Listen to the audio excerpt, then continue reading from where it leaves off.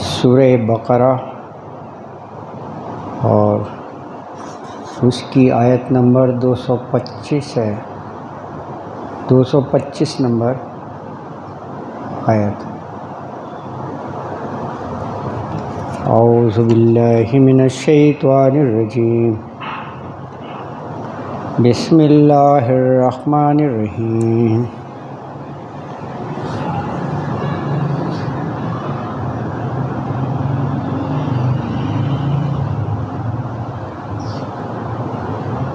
لا یؤاخذکم اللہ باللغو فی ایمانکم ولکن یؤاخذکم بما کسبت قلوبکم واللہ غفور حلیم۔ للذین یؤلون من نسائہم تربص 4 اشہر وَإِن فَاءُوا فَإِنَّ اللَّهَ غَفُورٌ رَحِيمٌ۔ وَإِنْ عَزَمُوا الطَّلَاقَ فَإِنَّ اللَّهَ سَمِيعٌ عَلِيمٌ۔ صدق اللہ العظیم۔ دیکھیے آیات میں ربط ہوتا ہے نا، ایک کو ریلیشن ہوتا ہے۔ اب یہ آیت آپ 225 پڑھ رہے ہیں، قسم کا ذکر ہے۔ آپ یہ دیکھیے گزشتہ آیت سے قسم کا موضوع شروع ہوا ہے۔ 224 میں یہ فرمایا تھا اللہ نے کہ کبھی نیکی نہ کرنے کی قسم نہیں کھانی چاہیے۔ غصے میں ہوتا ہے نا بعض دفعہ، تو نیکی نہ کرنے کی۔ اب قسم کا موضوع شروع ہو گیا نا، اب آیت 225 میں بھی قسم کا ہے۔ اب اس میں 2 قسمیں بتا دیں۔ ایک تو ہوتا ہے جیسے لوگوں کا تکیہ کلام، خود بھی نہیں پتہ ہوتا کہ کتنی دفعہ قسمیں کھا رہے ہیں، گفتگو میں بار بار اللہ کی قسم، اللہ کی قسم۔ عرب میں تو بہت زیادہ ہی ہے، واللہ واللہ کرتے رہتے ہیں، وہ عربی میں قسم ہے۔ تو یہ اللہ کی شان غفاری ہے۔ اللہ نے کہا کہ چلو غیر ارادی طور پر تم قسمیں جو کھاتے ہو میں پکڑ نہیں کرتا، حالانکہ نہیں کھانی چاہیے کبھی بھی۔ اگر ایسی عادت ہے تو وہ عادت کو ختم کرے، قسم نہیں کھانی چاہیے۔ اچھا، دوسرا یہ کہا کہ اگر قسم سنجیدگی سے اور دل سے کھائی ہے، کسبت قلوبکم، تو اس قسم کو پورا کرنا لازم ہے۔ ہاں، یہ نہیں کہ اپنا مذاق بنا لیں آپ، اور اگر وہ قسم پوری نہیں کی اور توڑ دی تو کفارہ ادا کرنا ہوگا۔ ہیں پڑھ چکے ہیں؟ اچھا چلو کوئی بات نہیں، تو ایک ریویژن سی ہو گئی۔ اچھا، تو یہ قسم ہی کی بات ہے۔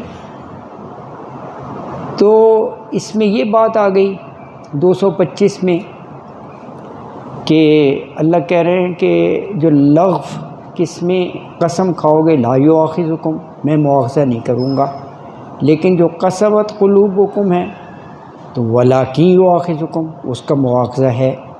ٹھیک ہو گیا۔ اب اگلی میں بھی قسم ہی ہے، وہ ایلا ہے، اپنی بیوی کے پاس نہ جانے کی قسم، تو اس کا بھی اللہ تعالیٰ نے وقت مقرر کر دیا 4 اشہر۔ ٹھیک ہے نا، ٹھیک ہو گیا۔ یہاں تک 226 ہے، جیسا کہ آپ بتا رہے ہیں، پڑھ لیا ہے۔ اب آ گیا 227، وَإِنْ عَزَمُوا الطَّلَاقَ فَإِنَّ اللَّهَ سَمِيعٌ عَلِيمٌ۔ اب یہ کیا ایک دم طلاق کا موضوع آ گیا؟ نہیں، یہ بھی پیچھے سے ربط ہے، غور کرو۔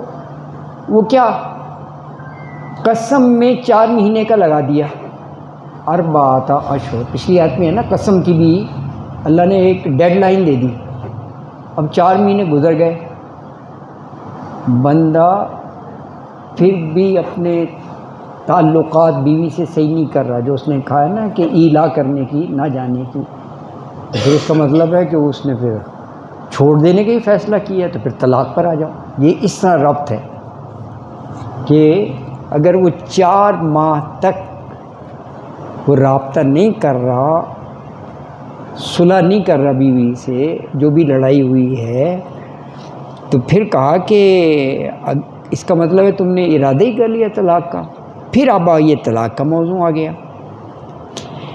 پھر طلاق کی آگے عدت آ گئی۔ اس طرح یہ ربط بنے گا اگلی آیت میں نا کہ چھوڑنے ہے، تو کہا کہ وَإِنْ عَزَمُوا الطَّلَاقَ تو فَإِنَّ اللَّهَ سَمِيعٌ عَلِيمٌ، اور اگر تم نے عزم کر ہی لیا طلاق کا، یعنی 4 ماہ گزرنے کے بعد بھی تم بیوی سے تعلق اور رابطے کو بحال نہیں کر رہے ہو، تو پھر چھوڑو اس کو، بیچاری کو لٹکایا ہوا ہے، نہ ادھر کا نہ ادھر کا، نہ وہ بیوی ہے اور نہ وہ طلاق شدہ ہے۔ تو کہا کہ اردو کا لفظ ہے عزم کرنا، ارادہ کرنا، تو وَإِنْ عَزَمُوا الطَّلَاقَ، اور اگر طلاق کا ارادہ تم نے پھر کر ہی لیا ہے کہ 4 ماہ گزرنے کے بعد بھی رابطہ نہیں کیا، تو اب یہ بتایا کہ فَإِنَّ اللَّهَ سَمِيعٌ عَلِيمٌ، تو اللہ سننے والا اور جاننے والا ہے۔ یعنی 4 ماہ کا عرصہ گزر جانے پر شوہر کو ہی ہیز ٹو ڈیسائیڈ، اس آیت سے یہ بات سامنے آ گئی، اس کو فیصلہ کرنا ہے، یا تو وہ رجوع کرے یا طلاق کرے، معلقہ تو نہ اس کو چھوڑے نا، یہ تو کوئی بات نہ ہوئی کہ ایلا کر کے بیٹھا ہوا ہے اور وہ ہے نا۔ اب یعنی 4 ماہ کے بعد عورت کو مزید معلق نہیں رکھا جا سکتا، تو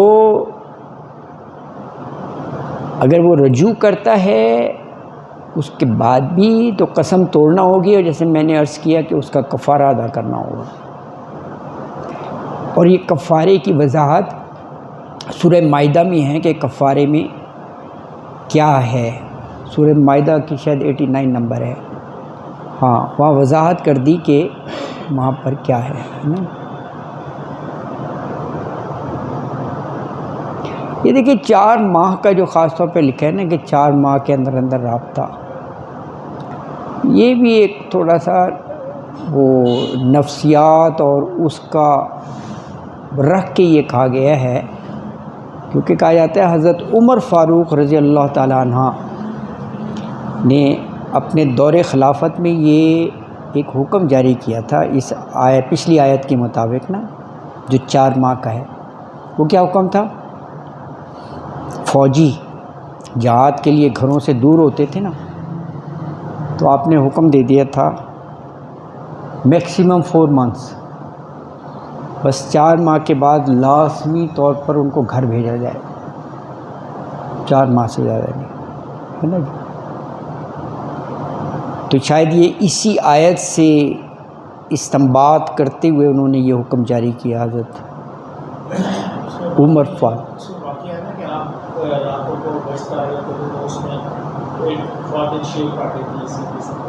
ہاں کوئی ایسا واقعہ ہے، ہاں صحیح کہہ رہے ہیں، ہاں اور بھی واقعات ہیں۔ ایک واقعہ یہ بھی ہے کہ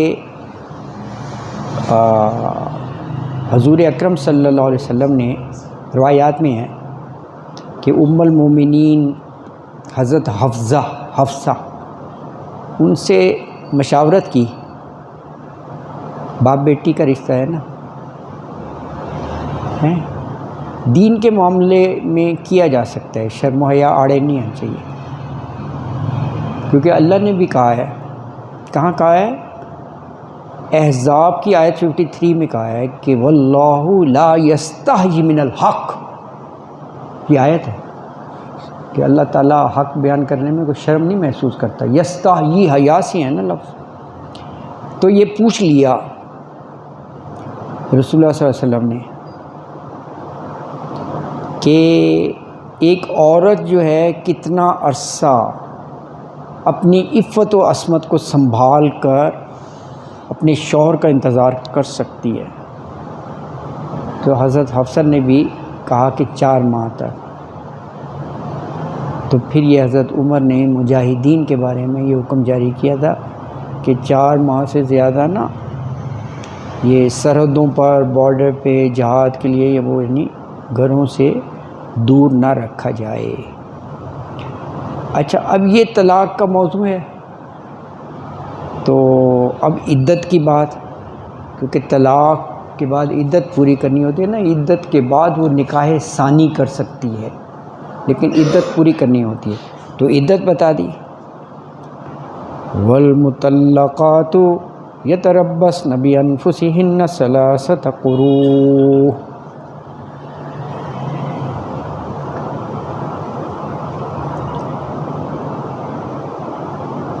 والمطلقات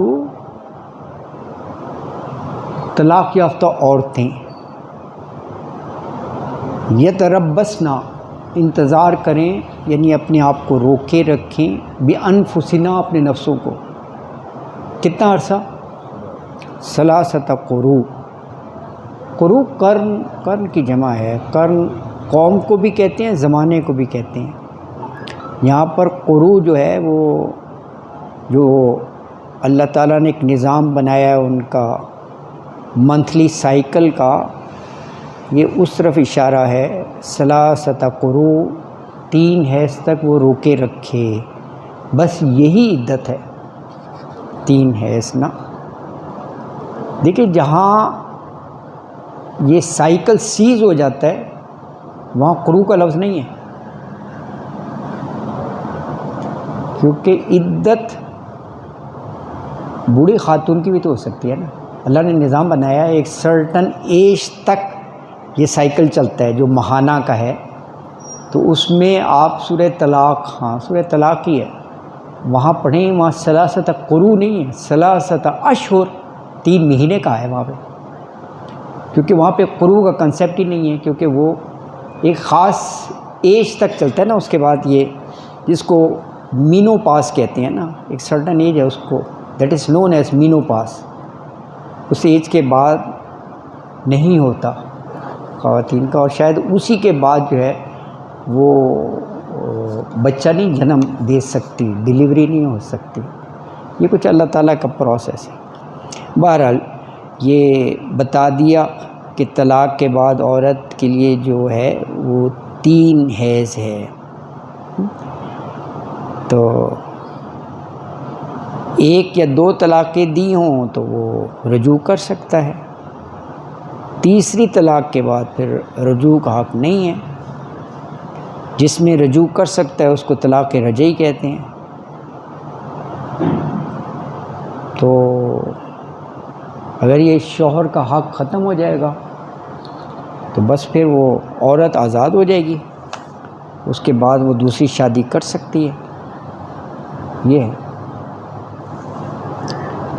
اچھا، اس میں کیونکہ حمل کا تعلق ہے یہ طلاق اور اس سے، تو آگے یہ فرمایا کہ وَلَا يَحِلُّ لَهُنَّ أَن يَكْتُمْنَ مَا خَلَقَ اللَّهُ فِي أَرْحَامِهِنَّ، کہ وہ کسی صورت بھی عورت اس چیز کو نہ چھپائے اگر وہ حاملہ ہے. کیونکہ عورت کو تو پتہ ہوتا ہے نا، خاص طور پہ ابتدائی دنوں میں دوسرا تو نہیں جج کر سکتا کہ ویدر شی از پریگننٹ اور ناٹ، لیکن عورت کو پتہ ہوتا ہے کیونکہ وہ جو سائیکل ہے وہ رک جاتا ہے حمل کے دوران. تو عورت کو تو پتہ ہوتا ہے. تو کہا ولا، اور نہیں، یحلو حلال ہے، لہن ان عورتوں کے لیے، ہن مؤنث کا صیغہ ہے نا، این یکتمنا، یکتمنا قطع وہاں سے ہے کہ وہ چھپائیں، ما خلق اللہ فی ارحامہن، ما جو خلق اللہ پیدا کیا اللہ نے، فی ارحامہن، ارحام رحم کی جمع ہے، رحم مادر میں جو کچھ ہے اس کو نہ چھپائیں. یعنی اگر اس نے کنسیو کر لیا ہے، پریگننٹ ہے، تو اس کو شرعی طور پر بتانا چاہیے کہ جی میں پریگننٹ ہوں، ہے نا جی، یہ بتایا۔ دیکھیں یہ اتنا ضروری ہے کیونکہ یہ تو اسی کو پتہ ہے نا، عورت کو، تو اس لیے آگے کہہ دیا گیا اگر واقعی اللہ پر ایمان ہے، آخرت پر ایمان ہے، تو اس میں کوئی بے ایمانی نہیں ہونی چاہیے۔ نیت میں ہو سکتا ہے نا پتہ ہی نہ چلے، میں نہیں بتاتی، ایسا ہے نا۔ کہا ان کننا یؤمن باللہ والیوم الآخر، ہاں اس کی جواب دہی ہوگی، حکم ہے نا۔ ان اگر کننا یؤمن باللہ، وہ فی الواقعہ اللہ پر ایمان رکھتی ہے وہ عورت، اور اللہ پر ایمان اور والیوم الآخر، اور یوم آخرت پر۔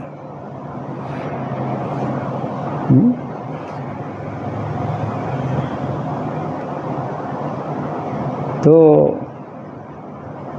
یہ 3 کی مدت بھی اس لیے رکھی گئی ہے، 3 حیض، کہ اس کو معلوم ہو جائے کہ عورت حاملہ ہے یا نہیں، اور اگر عورت حاملہ ہو لیکن وہ اپنا حمل چھپا رہی ہو کہ اس کے پیٹ میں پلنے والا جو بچہ ہے وہ اسی کے پاس رہے،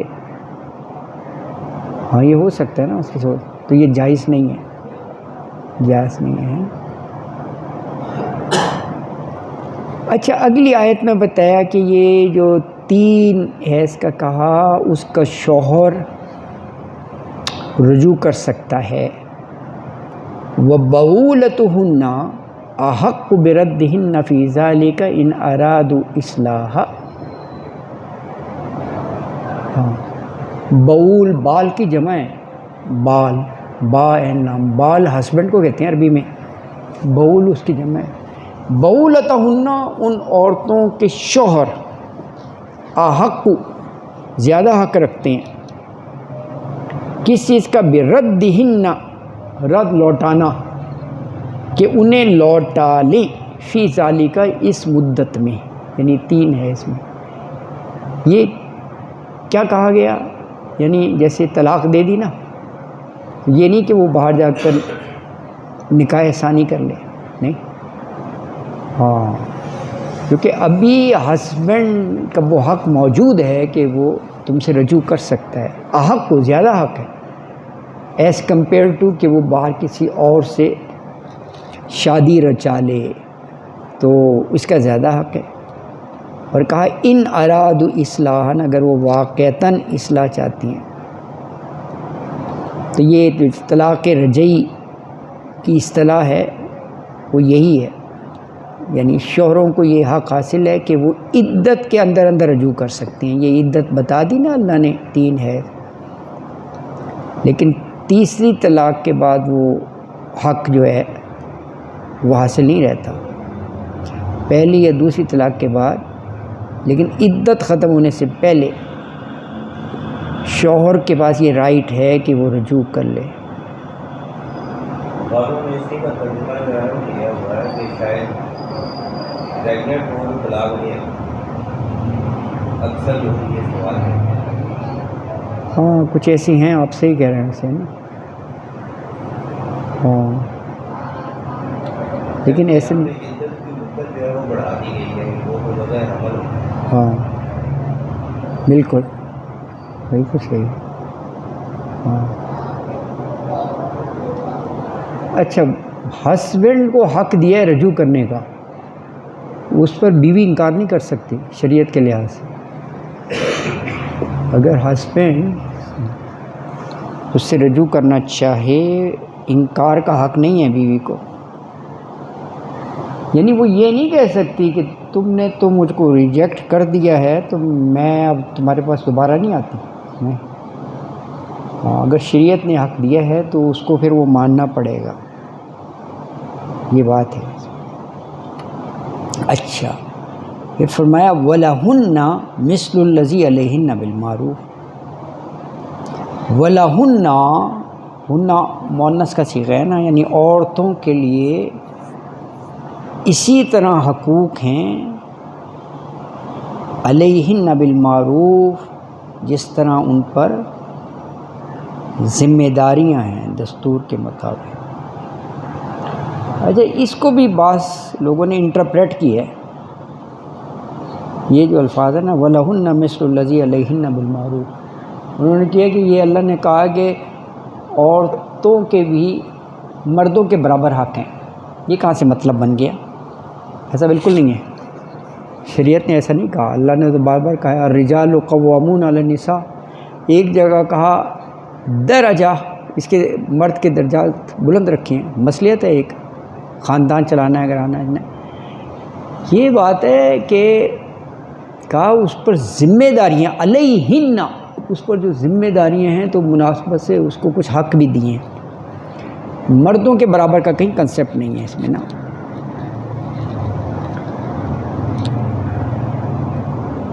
وَلَهُنَّ اور علیہن.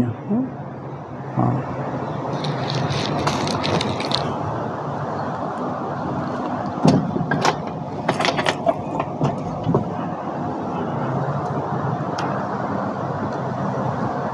لام اور الا یہ کوئی چیز حق میں، الا خلاف. ہنہ اس کے ساتھ بھی ہے، ہنہ اس کے ساتھ بھی ہے. اب یہ حق میں ہے، اس کے حقوق بن گئے عورت کے. یہ الا ہے تو یہ ذمہ داریاں بن گئی. یہ اس طرح ہیں، ذمہ داریاں ہیں تو اللہ نے کچھ اس کو حقوق بھی دیے. کنسیپٹ ہے یہ. ہاں یہ نہیں ہے کہ مردوں کے برابر ہے. اچھا جی ٹھیک ہے نا. دیکھیں اب یہ آگے آ گیا وَلِلرِّجَالِ عَلَيْهِنَّ دَرَجَةٌ. یہ اسی کی وضاحت کر دی. اس کے باوجود وہ کہتے ہیں کہ جی برابر ہے. اللہ نے تو ساتھ ساتھ وضاحت کر دیا یار. ایک جگہ پھر کہا الرجال قوامون علی النساء، عورتوں پر قوامون بنایا ہے. ہاں بالکل. پھر ایک جگہ کہا کہ اگر اس چیز کو نہیں مانتے نا وہ نشوز پر آ جاتی ہے. نشوز، اس کی بھی سزا بتائیے. نشوز کیا ہے؟ نشوز عربی کا لفظ ہے. وہ مرد کی قوامیت کو تسلیم ہی نہیں کرتی. یہ نشوز ہے. مرد کی قوامیت کو تسلیم نہیں کرتے. وہ مرد سے کہہ دے میں تم سے زیادہ پڑھی ہوئی ہوں، مرد سے کہے میں تم سے زیادہ کماتی ہوں. عورتیں آج کل دفتر میں نہیں کام کرتی، میں ڈائریکٹر ہوں، میں ہوں. قوامون تم کہاں سے ہو گئے یار، میں گھر چلا سکتی ہوں. یہ نشوز ہے. یہ دنیاوی معاملات جو ہے نا یہ درجے ورجے یہ الگ ہیں. یہ اللہ نے کہا یہ نظام جو میں نے بنایا ہے اس کے اگر کوئی خلاف چلے گا تو یہ فساد فی الارض ہے، فساد مچے گا. اللہ نے نظام بنایا ہے نا یہ. تو یہ تو ایک الگ چیز ہے. اس لیے دیکھیں ساتھ ہی کہہ دیا کہ وللرجالی، مردوں کے لیے علیہن، ان پر درجہ، ایک درجہ بلند ہے یعنی ان کے اوپر ہے. ایک درجہ فوقیت ہے، برتری ہے. واضح کر دیا. واللہ عزیز الحکیم، اور اللہ تعالیٰ زبردست ہے اور حکمت والا ہے. حکمت والا ہے نا جی. یہ ویسے آج کل کے معاشرے میں کافی یہ گھمبیر مسائل ہیں یہ ہے نا، کیونکہ لڑکیاں بہت پڑھ جاتی ہیں. آج کل بڑا کامن ہوگا ماسٹر ڈگری لڑکیاں آپ کو M A M S C بہت ملے گی. رشتے بہت مشکل سے ملتے ہیں، نہیں ملتے. تو ایک عجیب سا ماحول بنا ہوا ہے نا جی. اور پھر وہ پڑھ زیادہ جاتی ہیں تو اسی حساب سے ڈیمانڈس بڑھ جاتی ہیں. اچھا اسی حساب سے سوچ بن جاتی ہے کہ جیسے ڈومیننٹ رہنے ہیں نا. یہ بھی ایک ہے ارج ٹو ڈومینیٹ ہے. یہ ایک بڑی چیز ہے ارج ٹو ڈومینیٹ.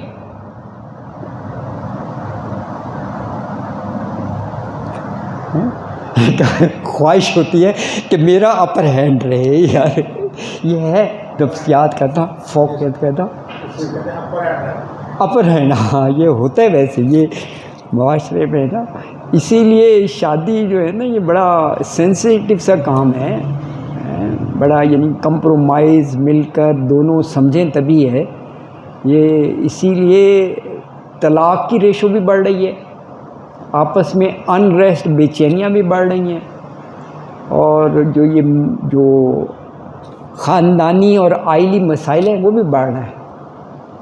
ہاں رشتوں کا یہ بڑا وہ ہے, کافی مسائل ہیں. یہ دین سے دوری ہے, دین سے دوری کی وجہ سے مسائل ہو رہے ہیں. دین سے دوری ہے.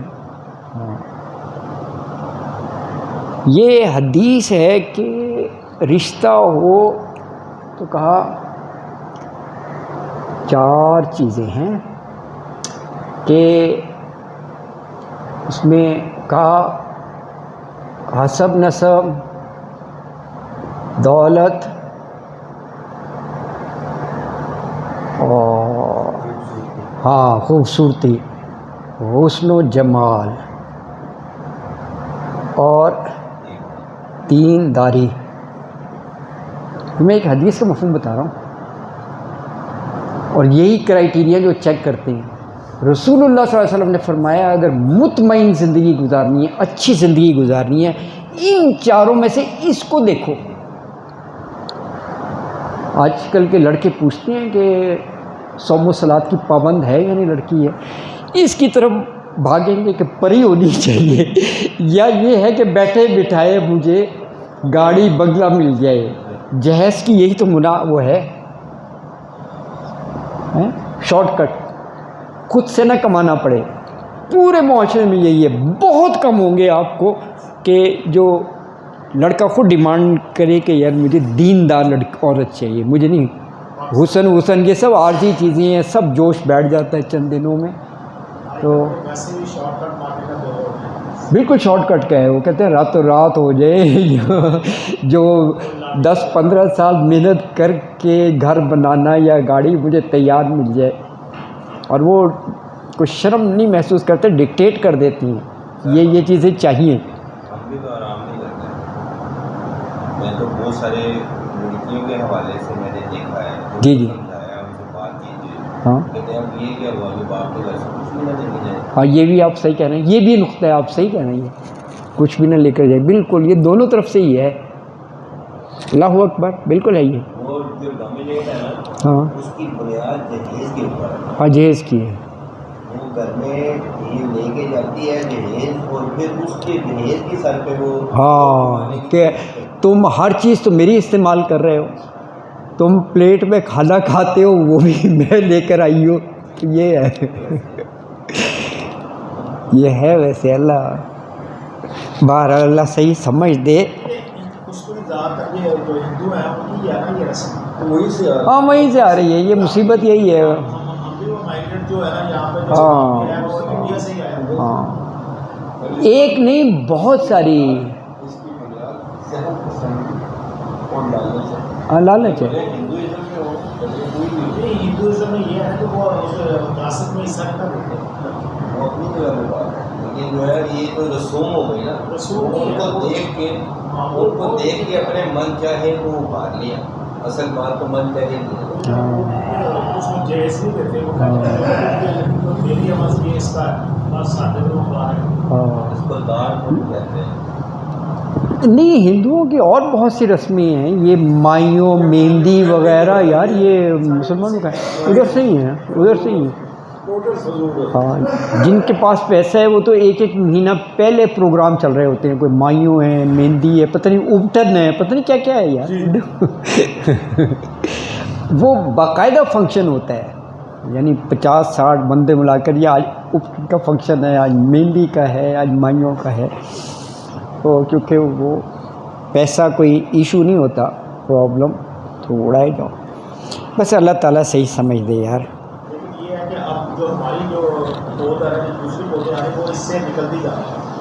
کافی لوگ نکل گئے ہیں اس کی رسموں سے نکل گئے ہیں. اچھا یار, یہ اگر ایسا ہے تو یہ ایک بڑا گڈ سائن ہے. بچے پڑھے لکھے بچے ہیں نا, وہ کہتے ہیں یہ چیزیں ہاں نہیں ویسے بڑا حصہ اس کے اوپر ہے. جو انڈیا ہے یا ہندوازم ہے, اس کے حوالے سے ہم نے دیکھا ہے کہ بہت ساری قوموں پر جو عذاب نازل ہوئے وہ برباد ہوئے. ہاں ہاں تو یہ انڈیا جو ہے یہ ایسی قوم ہے یہ برباد نہیں ہوئی، ہاں نہ ہی اس کو تباہ کیا گیا. یہ کلچر اسی لیے زیادہ حیثیت رکھتا ہے گرفت کرنے کی. اگر آپ اس کو بڑے زیادہ اسٹڈی کریں گے تو یہ زیادہ گرفت کرنے کی حیثیت رکھتا ہے، کیونکہ ان کے پاس تمام سوالوں کے جواب ملتے ہیں. صحیح، بالکل صحیح. پوری دنیا کا جب ہم نے پڑھا اسٹڈی ہسٹری اسٹڈی کی، جی جی دنیا میں تباہی نہیں ہے، یعنی کہ حضور جو ہے وہ آئے ہوا تو اس پر تباہی نہیں ہے، برباد نہیں ہوئی، باقی ساری قومیں برباد تباہ کرتی ہیں. صحیح. واللہ عزیز حکیم، اور اللہ تعالی غالب ہے اور اس کا ہر حکم حکمت سے بھرپور ہے. حکمت، اللہ اکبر. تو یہاں الحمدللہ ہمارے یہ 28 رکوع مکمل ہو گئے ہیں سورہ بقرہ کے، اور اب یہ طلاق کا موضوع چلا ہے تو اگلا رکوع اسی موضوع پر ہے، طلاق کے رکوع نمبر 29. وہ انشاءاللہ ہم اگلے درس میں پڑھیں گے. آیت بھی 229 ہے اور رکوع بھی 29 ہے. صدق اللہ العظیم وما علینا الا البلاغ المبین وآخر دعوانا الحمد للہ رب العالمین.